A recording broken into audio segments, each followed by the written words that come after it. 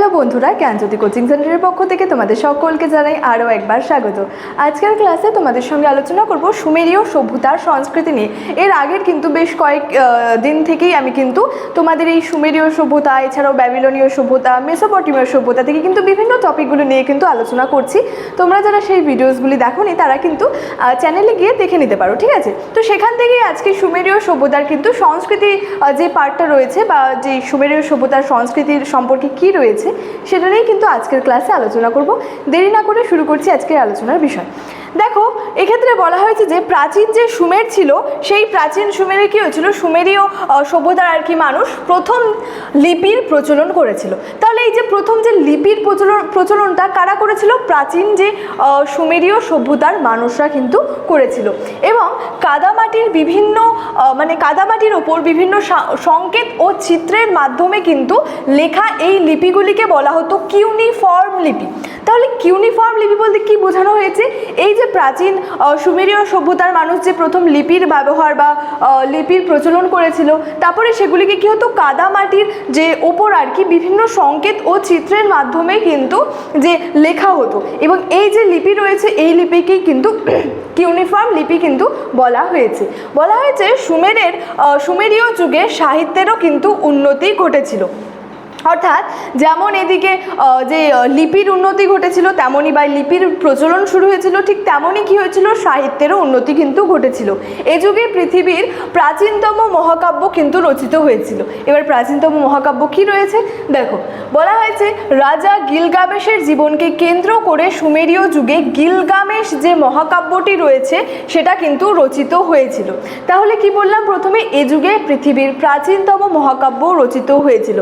তাহলে বলেছে রাজা গিলগামেশ যে ছিলেন একজন রাজা এই সুমেরীয় আর কি সভ্যতার ক্ষেত্রে বলা যায়, সেখানে রাজা যে ছিলেন গিলগামেশ, তার যে জীবন রয়েছে তার একটা ব্যক্তিগত যে জীবন রয়েছে সেই জীবনকে কেন্দ্র করেই কিন্তু এই সুমেরীয় যুগে কী হয়েছিল, গিলগামেশ যে মহাকাব্য কিন্তু রচিত হয়েছিল।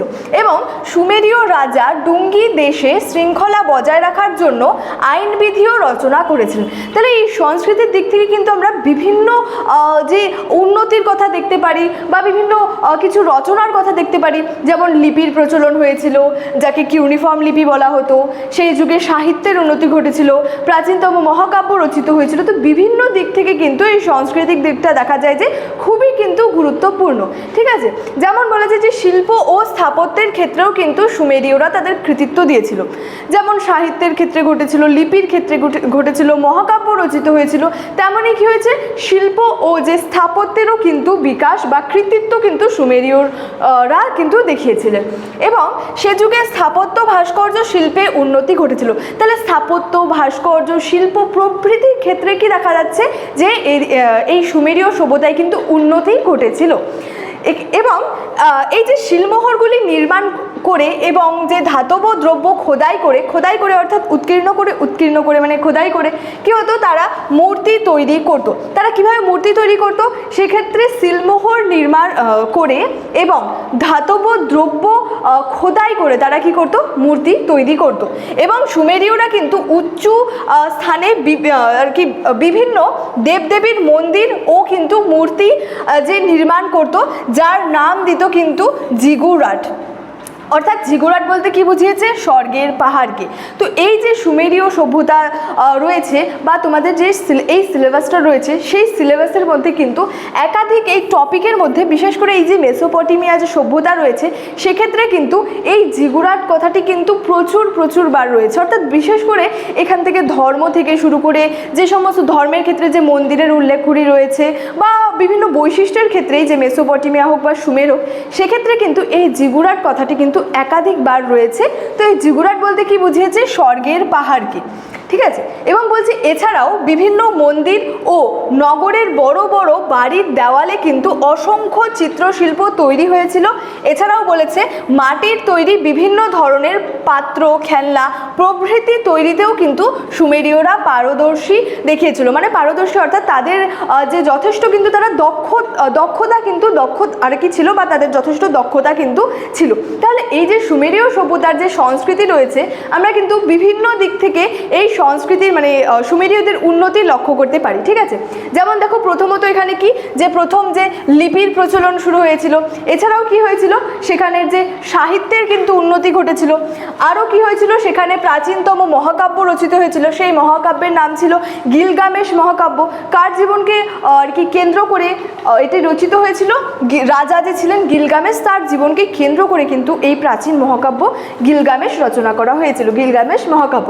তো এক্ষেত্রে সুমেরীয়রা কিন্তু শিল্প, স্থাপত্য, ভাস্কর্য প্রভৃতি ক্ষেত্রে কিন্তু তাদের উন্নতি কিন্তু ঘটেছিল, বা তারা কিন্তু যথেষ্ট দক্ষতা দেখাতে পেরেছিল। এছাড়াও তারা কিন্তু মাটির তৈরি বিভিন্ন ধরনের যে পাত্রগুলি রয়েছে বা খেলনা প্রভৃতি ক্ষেত্রেও কিন্তু তারা তাদের পারদর্শিতা অর্থাৎ কিন্তু দক্ষতা দেখাতে পেরেছিল। সেক্ষেত্রে কিন্তু মৃৎপাত্রের ক্ষেত্রেও কিন্তু তারা তাদের যথেষ্ট দক্ষতা কিন্তু দেখাতে পেরেছিল। তো এই যে সুমেরীয় সভ্যতার যে সংস্কৃতি রয়েছে, এটি নিয়ে কিন্তু আজকের ক্লাসটি এতটাই ছিল।